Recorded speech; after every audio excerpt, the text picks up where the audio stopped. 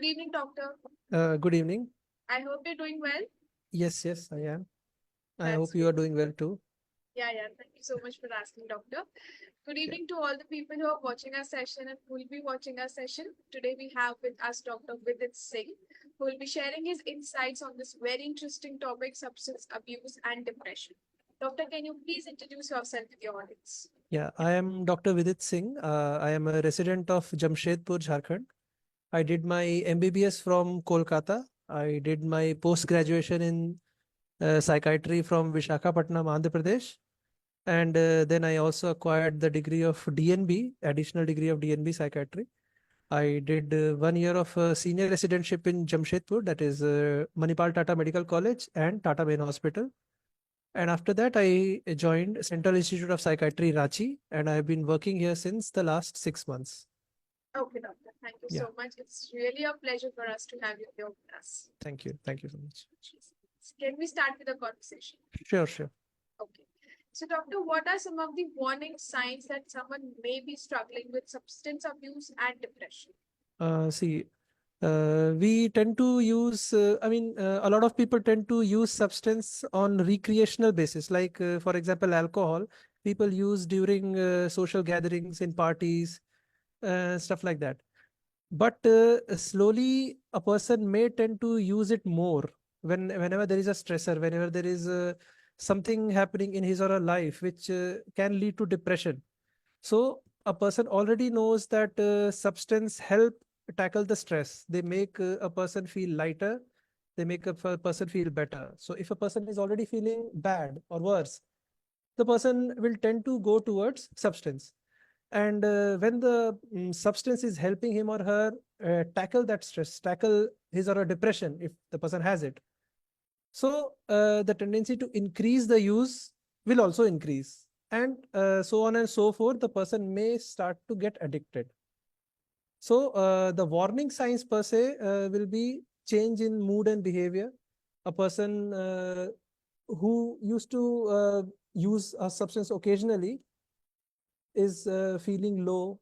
I mean, the typical signs of depression, which are feeling low, feeling less energetic, not wanting to do any activity or the activities that he or she used to like to do, feeling guilty about things, or feeling like there is no point in living. These are the typical signs of depression. And if a person reports such things, and if a person has already been introduced to substance in any form, there are chances that this person may go into dependent pattern of substance use. So we have to, as a family member, as friends, we must look out for that. Okay, There doctor. can be, Thank you. yeah. Okay, please continue. Yeah, there can be changes. There are other changes with respect to depression, that there can be changes in sleep. The person will not be able to sleep properly. The person's appetite will decrease. The person will take lesser food, or skip meals. Okay. Or stuff like that. So these are signs of depression. And once this starts, there is a tendency to go towards substance use. Thank you so much, doctor, for Yeah. the insights. Yeah. So, how does substance abuse impact the severity and the duration of depressive symptoms? Okay, yeah. So when the signs of depression are appearing, okay, if the person seeks help in a timely manner, if maybe the person will seek help himself or herself, or the family members recognize the symptoms and they take the person for help. If the person starts getting treatment early on, then the chances are that the person will recover early. The treatment will not go on for long. The person will come back to normalcy sooner.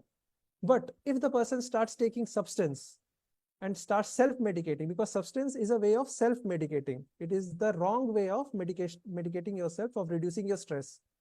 We call it maladaptive way.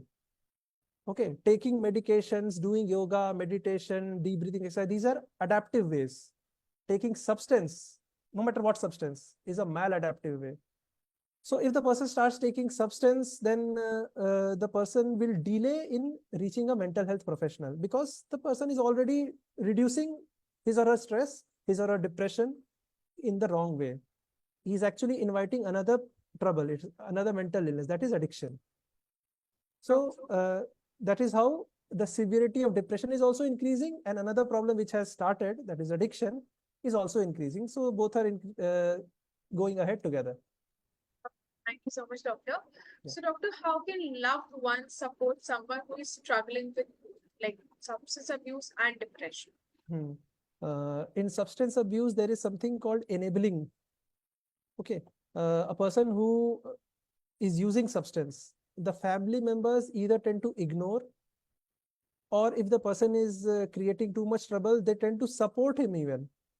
Like if the person says that if you do not give me money for substance, I will break items in the house or I will beat you up. So they give up and they say, okay, fine, don't create problems, take the money, have your substance, and please let us be, let us live in peace. So this is called enabling behavior. We try to, again, this is also the wrong way to solve a problem. It is better to take the person to a mental health professional and tell that this is what is happening. The person was undergoing some stress and the person started taking substance.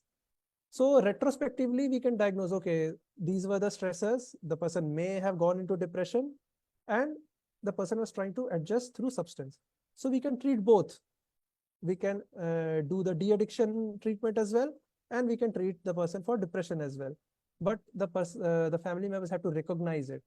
So awareness is the key. If the general public becomes more aware about what are the signs of depression, like I mentioned earlier, what are the signs of depression and how we can deal with it, whom do we go to, which are the mental health professionals specifically to whom we can go for help. Like we also need to know the difference between psychiatrists and psychologists. Both are mental health professionals, but they do different things. One gives medicines, the other one gives therapies, psychotherapies. So it is a collaborative effort, but awareness is the key. That's the thing.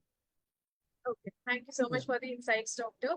So, yeah, like you mentioned, that awareness is the key. yeah. So, are there any resources or support groups available for the caregivers or the individuals who are dealing with substance abuse and depression? In India, there are several ones abroad, but in India, there are a few. There is an organization called the Banyan. Okay. This provides support for dual diagnosis. Dual diagnosis means comorbid depression with substance use. Uh, there is the Banyan and at NIMHANS, that is National Institute of Mental Health and Neurosciences, Bangalore. Yeah. There are a lot of support services there. If a person reaches there, they get a lot of support. In CIP Ranchi, where I am working right now, the de-addiction center is very robust, and the psychosocial support system, the clinical psychologist, the psychiatric social workers, it is a team effort, and we also have a very good structure for providing support to such people. Then there is a Vandrewala Foundation for such people. And there is one more, Desi Crew. Uh, I mean, the tagline is I want to quit. It is a quit harm or harm reduction organization that provides support to people who had depression and became addicted to substance, which is usually the case. People usually become addicted to substance because there is underlying stressor. Some people tend to use it even before depression sets in because they are genetically predisposed. People in their family had been using substance, so there is imitation. We learn from our elders. So if our elders are using substance, then we think it is a normal thing to do, and we also go towards substance more easily. So there is a genetic component as well. There is a learning component, and the stressors leading to depression, and then depression leading to substance, all are there. So these kind of people are helped through these organizations that I mentioned. Okay. Thank Yeah. you so much for the insights. So, these were all the questions that I had from my side for you. So, do you want to convey anything from your side for our audience? This is a very great initiative from Samvad and MCure Pharma, and I'm really thankful because this exercise will help create more awareness, which is the need of the day, which is the need of the hour, because people tend to uh, ignore mental health. Mental health is kept at the back burner. If a person meets an accident, breaks a bone, the person will immediately rush to the emergency to get the bone fixed. But a person with a broken mind is usually the last person to get help. So the more people are aware of these things, the earlier they can seek help, the earlier they can get help, and the earlier they can get better. I'll give an example. Uh, Only by reducing stress and tackling depression, we can avoid so many health related problems. Big stress causes insulin resistance, which causes diabetes. If we are tackling stress, treating depression, we can prevent diabetes. We can prevent blood pressure, because when we have stress, when we have depression, there is something called norepinephrine, noradrenaline, which increases in our blood. If it continues to increase and remains on a higher level, it slowly damages our heart in a way, I can say, that leads to increased blood pressure. So we can tackle increased blood pressure if we are tackling depression in a timely manner. Okay. And alcohol or any substance for that matter, they worsen the picture, because they separately affect the liver, they affect the heart, they affect the brain, and all the mechanisms that keep us in good health. So there is a double whammy. Depression is giving us so many other diseases that can be prevented if treated early, and substances are also making the picture worse. So awareness is the key. If people are more aware about addiction as a disease, depression as a disease, and mental health illness issues in general, they will tend to seek help earlier and lead a better and healthy life. That's the thing. Right, right, doctor. Right, Yeah. sir. Thank you so much for sharing such valuable information on this. Thank you. The people who are watching it on watching this, I can say that they will be greatly benefit from this session because it was truly very insightful. Thank you so much again for I joining hope so. us. Thank you. Thank you. Thank you. Thank you, sir.